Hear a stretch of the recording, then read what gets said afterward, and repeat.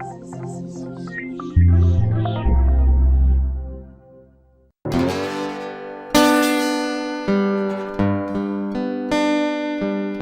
all about reducing things down to their essence, whether it be life itself or even just a house. What is homey about a house?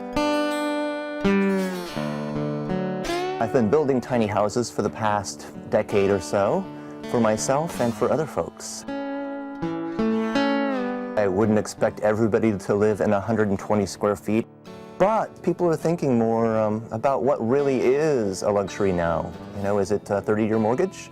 Or is it just living simply and having the time to do more of what you want? And I think a lot of people are starting to really change their idea of the American dream.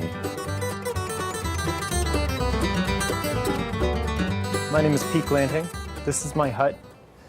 It's 8 by 10 by 8, and I've lived in it for a year. My dad calls it the pavilion. Just sounds regal. This is where I sleep. Right now it's in couch mode. I put this shelf up in February because some of my toys were taking up too much practical space. Headroom doesn't seem to be a problem. I don't do this much. Having the hut, it's allowed us to coexist peacefully. My mother-in-law moved in with us.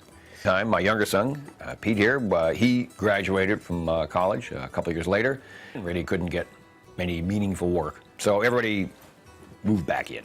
It got really crowded. And I thought, well, let's just, we'll build a little structure in the backyard. When I tell people, oh yeah, you know, my sons, they had to move back in. And they said, oh man, it's too bad. I said, not really. It's really nice to have family to depend on, just to have each other around. Yeah, Saturday night's pizza night. Yeah, we make pizza. And we're all here. Welcome to my tiny home. My name is Zola. I tell people this is the cheapest rent I've ever paid and the most beautiful place I've ever lived. It's incredible here. I'm married, so we needed enough space for two people's things. Plus we have a cat. She takes up a lot of room. So this is the loft. This is where I sleep. I wanted to live sustainably. I thought it would be nice to have a house. I've never had a house. And I've always wanted to live on some land. Curly kale. I love it.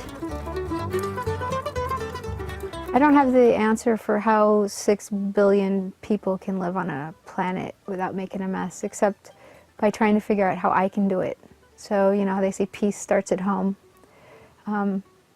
Sustainability and environmental concern starts at home.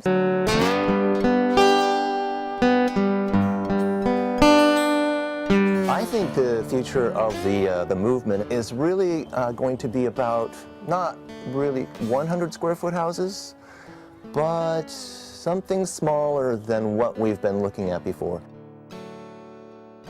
I just love being in a house where everything is necessary.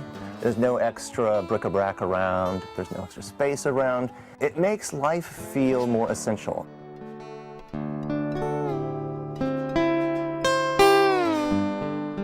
It's just a way of saying cozy, I guess.